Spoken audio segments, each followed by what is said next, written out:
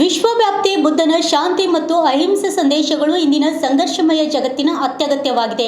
ಬುದ್ಧನ ಜ್ಞಾನೋದಯ ಕಿರಣಗಳು ಕೇವಲ ಒಂದು ಧರ್ಮಕ್ಕೆ ಸೀಮಿತವಾಗದೆ ಇಡೀ ಮಾನವ ಕುಲಕ್ಕೆ ಬೆಳಕಾಗಿವೆ ಎಂದು ಕಲಬುರಗಿ ದಕ್ಷಿಣ ಮತಕ್ಷೇತ್ರ ಶಾಸಕರಾದ ಅಲುಂಪ್ರಭು ಪಾಟೀಲ್ ಅವರು ಪ್ರತಿಪಾದಿಸಿದರು. ನಗರದ ಜಗತ್ ವೃತ್ತದ ಬಳಿ ಲುಂಬಿನಿ ಉದ್ಯಾನವನದ ಡಾಕ್ಟರ್ ಬಿ.ಆರ್. ಅಂಬೇಡ್ಕರ್ ಪ್ರತಿಮೆ ಎದುರು ಜಿಲ್ಲಾಡಳಿತ, ಜಿಲ್ಲಾ ಪಂಚಾಯತ್, ಮಹಾನಗರ ಪಾಲಿಕೆ ಹಾಗೂ ಕನ್ನಡ ಮತ್ತು ಸಾಂಸ್ಕೃತಿಕ ಇಲಾಖೆ ಸಂಯುಕ್ತಾಶ್ರಯದಲ್ಲಿ ಹಮ್ಮಿಕೊಳ್ಳಲಾಗಿದ್ದ ಬುದ್ಧ ಜಯಂತ್ಯೋತ್ಸವ ವೇದಿಕೆ ಕಾರ್ಯಕ್ರಮವನ್ನು ಉದ್ಘಾಟಿಸಿ ಇವರು ಮಾತನಾಡಿದರು.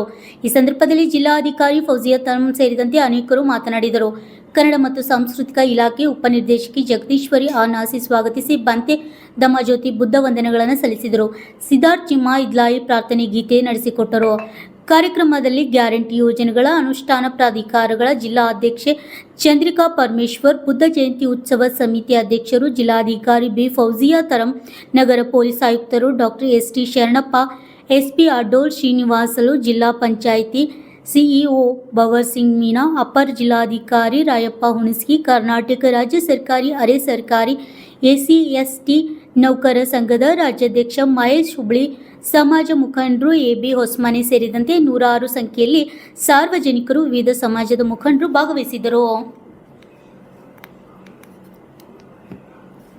ಶ್ರೀ ಸುರೇಶ್ ಪಡಿಗೆ ಮಾಜಿ ಸದಸ್ಯರು ಕನ್ನಡ ಅಭಿವೃದ್ಧಿ ಪ್ರಾಧಿಕಾರ ನೀಡಬೇಕಂತೇಳಿ ವಿನಂತಿ ಮಾಡಿಕೊಡ್ತಾರೆ. ಎಲ್ರಿಗೂ ಜೈ ಭೀಮ್. ಅನ್ಯ ಕಾರ್ಯದಲ್ಲಿ ತಾವೇನಾದರೂ ಅಲ್ಲಿ ಭಾಗವಹಿಸಬೇಕಾದ್ರೆ ನಾನು ಮಾತಾಡೋದಕ್ಕಿಂತ ಮುಂಚೆನೇ ತಾವು ಆ ಕಾರ್ಯಕ್ರಮದಲ್ಲಿ ಭಾಗವಹಿಸ್ಬೋದು. ವೇದಿಕೆ ವತಿಯಿಂದ ತಮಗೆ ಧನ್ಯವಾದಗಳು. ಮುಂಭಾಗದಲ್ಲಿರ್ತಕ್ಕಂಥ ಎಲ್ಲ ಬೌದ್ಧ ಉಪಾಸಕರೇ ಮತ್ತು ಈ ಕಾರ್ಯಕ್ರಮವನ್ನು ಆಯೋಜನೆ ಮಾಡಿದಂಥ ಜಿಲ್ಲಾಡಳಿತದ ಎಲ್ಲ ಪ್ರಮುಖರೇ ಮತ್ತು ವಿಶೇಷವಾಗಿ ಕನ್ನಡ ಮತ್ತು ಸಂಸ್ಕೃತಿ ಎಂತಹ ಮಹಾತ್ಮನಾಗಿದ್ದ ಅಂತಂದ್ರೆ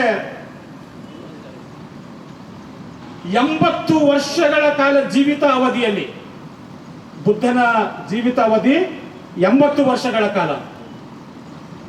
80 ವರ್ಷಗಳ ಕಾಲ ಬುದ್ಧ ಜೀವಿತನ ಅವಧಿಯಲ್ಲಿ ಬುದ್ಧ ಮಾಡಿದಂತ ಒಂದೇ ಒಂದು ಸಂದೇಶ ಏನಂತಂದ್ರೆ ಸಮಾನತೆ ಮತ್ತು ಸಹಬಾಳ್ವೆ.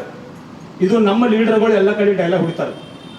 ರಾಜಕೀಯ ನಾಯಕರು ನನ್ನ ಸರ್ಕಾರದಲ್ಲಿ ಸಮಾನತೆ ಇದೆ, ನನ್ನ ಸರ್ಕಾರದಲ್ಲಿ ಸಹಬಾಳ್ವೆ ಇದೆ ಅಂತ ಹೇಳಿ 2500 ವರ್ಷಗಳ ಹಿಂದೆ ಮಹಾತ್ಮ ಬುದ್ಧ ಸಹಬಾಳ್ವೆ ಮತ್ತು ಸಮಾನತೆಯನ್ನ ಸಾರಿದಂತ ಒಬ್ಬ ಮಹಾಪುರುಷ. ಬಂಧುಗಳೇ, ನಾನು ನಿನ್ನೆ ಒಂದು ಕಾರ್ಯಕ್ರಮದಲ್ಲಿ ಹೇಳ್ತಾ ಇದ್ದೆ, ತಾವು ನಂಬಬೇಕಿದೆಲ್ಲ. ಬುದ್ಧನ ಧ್ಯಾನದ ಕೊನೆಯ ದಿನಗಳು, ಬುದ್ಧನ ಧ್ಯಾನದ ಕೊನೆಯ ದಿನಗಳು 8 ವಾರಗಳು. ಸರ್, 8 ವಾರಗಳಲ್ಲಿ ಬುದ್ಧ ಎಲ್ಲವನ್ನ ತ್ಯಜಿಸಿದ, ಅನ್ನ ನೀರು ಎಲ್ಲವನ್ನ ತ್ಯಜಿಸಿದ.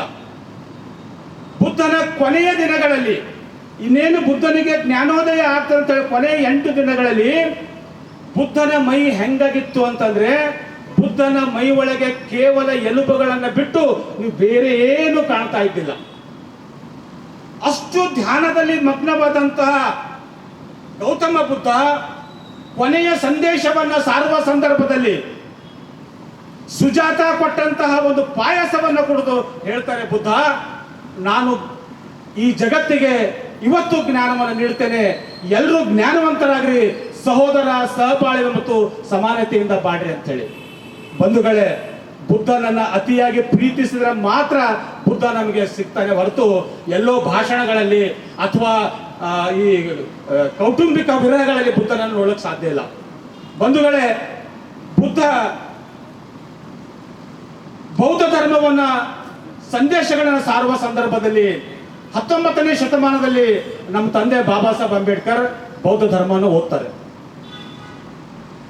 ಜಗತ್ತಿನ ಎಲ್ಲ ಧರ್ಮಗಳನ್ನ ಬಾಬಾ ಸಾಹೇಬ್ ಅಂಬೇಡ್ಕರ್ ಓದಿದ ಮೇಲೆ ವೈಜ್ಞಾನಿಕವಾದಂತಹ ಜಗತ್ತಿನ ಯಾವುದಾದ್ರೂ ಧರ್ಮ ಇತ್ತಂದ್ರೆ ಅದು ಬುದ್ಧ ಧರ್ಮ.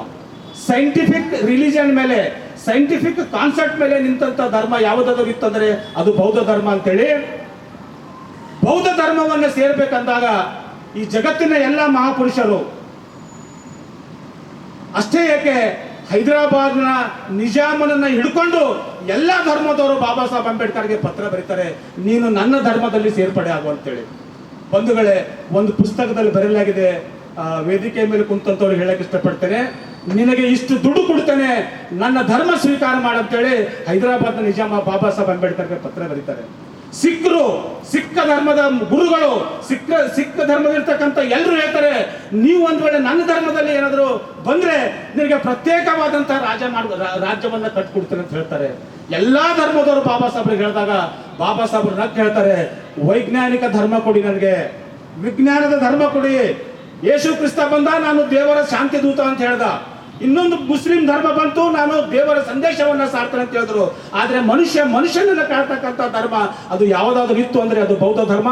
ನಾನು ಇವತ್ತು ಯಾವ ಧರ್ಮವನ್ನೂ ಸೇರೋದಿಲ್ಲ, ಮಹಾತ್ಮ ಬುದ್ಧ ಬೋಧಿಸಿದಂತಹ ಬೌದ್ಧ ಧರ್ಮವನ್ನ ಸೇರ್ತೇನೆ ಅಂತಕ್ಕಂಥ ಒಂದು ನಂಬಿಕೆಯನ್ನು ಇಟ್ಟುಕೊಂಡು 1956ರ ಸಂದರ್ಭದಲ್ಲಿ ತನ್ನ ಸಹಧರ್ಮಿಣಿ ಸವಿತಾ ಅಂಬೇಡ್ಕರ್ ಜೊತೆ 5 ಲಕ್ಷ ಅನುಯಾಯಿಗಳೊಂದಿಗೆ ನಾಗಪುರದಲ್ಲಿ ಬೌದ್ಧ ಧರ್ಮ ಸ್ವೀಕರಿಸಿದಂತ ನಮ್ಮ ತಂದೆ ಯಾರಾದ್ರೂ ಅದು ಬಾಬಾ ಸಾಹೇಬ್ ಅಂಬೇಡ್ಕರ್. ಬಂಧುಗಳೇ, ಈ ಒಂದು ಸಂದರ್ಭದಲ್ಲಿ ಮಹಾತ್ಮ ಬುದ್ಧರ ಸಂದೇಶಗಳನ್ನ ಮೈಗೂಡಿಸಿಕೊಂಡಂತಹ ಸಾಮ್ರಾಟ್ ಅಶೋಕ್ ತನ್ನ ಮಕ್ಕಳನ್ನ ಬೌದ್ಧ ಧರ್ಮದ ಕುರಿತು ಎಲ್ಲ ಕಡೆ ಸಂದೇಶಗಳನ್ನ ಸಾರಿ ಅಂತ ಹೇಳ್ದ. ನನಗೆ ಮೊನ್ನೆ ಡಾಕ್ಟರ್ IS ವಿದ್ಯಾಸಾಗರ್ ಹೇಳ್ತಾ ಇದ್ರು, ಸಾಮ್ರಾಟ್ ಅಶೋಕ್ ಇಲ್ಲಿ ವಾಡಿಗೆ ಬಂದಿದ್ರು ಅಂತ ಹೇಳಿ. ಸನ್ನತಿಗೆ ಸಾಮ್ರಾಟ್ ಅಶೋಕ್ ಬಂದಿದ್ರು ಅಂತ ಹೇಳಿ. ಕೊಳ್ಳಿ ಸಾಹೇಬ್ರೆ, ಸನ್ನತಿ ಒಬ್ಬ ಬುದ್ಧನ ರಾಜ ಆಳಿದಂತ ಪ್ರದೇಶ. ಸನ್ನತಿಯಲ್ಲಿ ಒಬ್ಬ ಬುದ್ಧ ಇದ್ದ, ಬುದ್ಧನ ವಶದಲ್ಲಿದ್ದಂತಹ ಸನ್ನತಿ ಇವತ್ತು ಏನಾಗಿದೆ ನೀವು ವಿಚಾರ ಮಾಡಿ. ನಾನು ನಮ್ಮ ಪ್ರೀತಿಯ ಶಾಸಕರಿಗೆ ಹೇಳಕ್ ಇಷ್ಟಪಡ್ತೇನೆ, ತಿರುಪತಿ ತಿಮ್ಮಪ್ಪನ ದೇಗುಲ ಹಿಡ್ಕೊಂಡು, ಪಂಡರಾಪುರದ ವಿಠಲನ ದೇಗುಲ ಹಿಡ್ಕೊಂಡು ಜಗತ್ತಿನ ಸುಮಾರು 90ರಷ್ಟು ದೇಗುಲಗಳು ಅವು ಬೌದ್ಧ ಧರ್ಮದ ದ್ವಾರ ಬಾಗಿಲುಗಳು.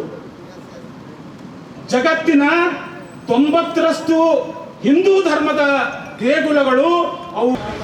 ಜಿಲ್ಲಾಡಳಿತ, ಕನ್ನಡ ಮತ್ತು ಸಂಸ್ಕೃತಿ ಇಲಾಖೆ, ಮಹಾನಗರ ಪಾಲಿಕೆ ಹಾಗೂ ಜಿಲ್ಲಾ ಪಂಚಾಯತ್ ಸಂಯುಕ್ತ ಆಶ್ರಯದಲ್ಲಿ, ಅಂದರೆ ಕರ್ನಾಟಕ ಸರ್ಕಾರದ ವತಿಯಿಂದ ಇವತ್ತು 2ನೇ ಬಾರಿಗೆ ಬುದ್ಧ ಜಯಂತಿಯನ್ನು ಆಚರಣೆ ಮಾಡ್ತಾ ಇದ್ದಾರೆ. ಇವತ್ತು ಈ ಕಾರ್ಯಕ್ರಮದ ಏನು ಸರ್ವ ಅಧ್ಯಕ್ಷರಾಗಿರ್ತಕ್ಕಂಥ ಮಾನ್ಯ ಜಿಲ್ಲಾಧಿಕಾರಿಗಳಾದ ಫೌಜಿಯಾ ತನವರಮ್ಮ ಇದ್ದರು. ಆಮೇಲೆ ಈ ಕಾರ್ಯಕ್ರಮದ ಅಧ್ಯಕ್ಷರಾಗಿರ್ತಕ್ಕಂಥ ದಕ್ಷಿಣ ಮತಕ್ಷೇತ್ರದ ಶಾಸಕರಾದ ಅಲ್ಲಂ ಪ್ರಭು ಪಾಟೀಲ್ ಅವರು, ಆಮೇಲೆ ನಮ್ಮ ವಿಧಾನ ಪರಿಷತ್ತಿನ ಸದಸ್ಯರಾದಂಥ ತಿಪ್ಪಣ್ಣಪ್ಪ ಕಮ್ಮಕ್ನವರವರು, ಇನ್ನು ಎಲ್ಲ ಅಧಿಕಾರಿಗಳು ಈ ಕಾರ್ಯಕ್ರಮದಲ್ಲಿ ಭಾಗವಹಿಸಿದರು. ಉಪನ್ಯಾಸವನ್ನು ಬೌದ್ಧರ ಬಗ್ಗೆ ಈ ಕಾರ್ಯಕ್ರಮದಲ್ಲಿ ನೀಡಲಾಯಿತು.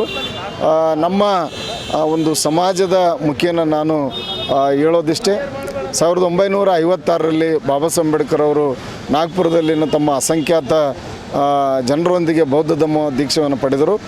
ಆ ಬೌದ್ಧ ಧಮ್ಮ ದೀಕ್ಷೆ ಪಡೆದ ನಂತರ ಇಡೀ ಭಾರತ ದೇಶದಲ್ಲಿ ಬೌದ್ಧಮಯ ಮಾಡಬೇಕು, ಪ್ರಬುದ್ಧ ಭಾರತವನ್ನು ಕಟ್ಟಬೇಕು ಅಂತಕ್ಕಂಥದ್ದು ಅವರ ಕನಸಾಗಿತ್ತು. ಅದೃಷ್ಟವಶಾತ್ ಅವರು ನಮ್ಮನ್ನು ಅಗಲಿದ್ದಾರೆ. ಬಾಬಾ ಸಾಹೇಬ್ ಅಂಬೇಡ್ಕರ್ ಅವರು ನಮಗೆ ಬೌದ್ಧ ಧರ್ಮ ಕೊಟ್ಟಿರುವುದರಿಂದ ನಮ್ಮ ಮುಂದಿನ ಬೇಡಿಕೆಗಳೇನಿದೆ ಅಂತಂತಂದರೆ, ನಮ್ಮ ರಾಜ್ಯದಲ್ಲಿ ಬೌದ್ಧ ನಿಗಮ ಆಗಬೇಕು ಅಂತಕ್ಕಂಥದ್ದು. ಆಮೇಲೆ ನಮ್ಮ ಒಂದು ರಾಜ್ಯದಲ್ಲಿ ಕರ್ನಾಟಕ ಸರ್ಕಾರ ರಜೆಯನ್ನು ಘೋಷಣೆ ಮಾಡಿಲ್ಲ, ಭಾರತಕ್ಕೆ ಅಂದರೆ ಕೇಂದ್ರ ಸರ್ಕಾರದ ರಜೆ ಘೋಷಣೆ ಮಾಡಲಾಗಿದೆ. ಆಮೇಲೆ ನಮ್ಮ ಬೌದ್ಧರ ಜನಸಂಖ್ಯೆ ಹೆಚ್ಚಾಗಬೇಕು ಅಂತಕ್ಕಂಥದ್ದಿದೆ. ಆಮೇಲೆ ಏನು ನಮ್ಮ ಈ ಒಂದು ಭಾಗದಲ್ಲಿ ಅಶೋಕ್ ಅವರು ಭೇಟಿ ಕೊಟ್ಟಂಥ, ಸಾಮ್ರಾಟ್ ಅಶೋಕ್ ಅವರು ಭೇಟಿ ಕೊಟ್ಟಂಥ ಚಿತ್ತಾಪುರಿನ ಸನ್ನತಿ ಏನಿದೆ ಅದು ಪ್ರಾಧಿಕಾರ ಆಗಬೇಕು ಅಂತಕ್ಕಂಥದ್ದು, ಇವೆಲ್ಲ ಬೇಡಿಕೆಗಳು. ಆಮೇಲೆ ಬುದ್ಧ ಜಯಂತಿಯನ್ನು ಕೂಡ ಮಾಡಬೇಕು ಅಂತಕ್ಕಂಥದ್ದು ಬೇಡಿಕೆ ಆಗಿದೆ.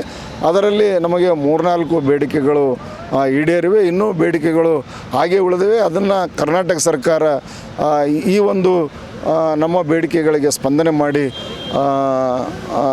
ಈಡೇರಿಸಬೇಕಂತೇಳಿ ಈ ಸಂದರ್ಭದಲ್ಲಿ ನಾವು ಸಮಸ್ತ ಬೌದ್ಧ ಸಮಾಜದ ವತಿಯಿಂದ ಒತ್ತಾಯ ಮಾಡ್ತಾಯಿದ್ದೇವೆ.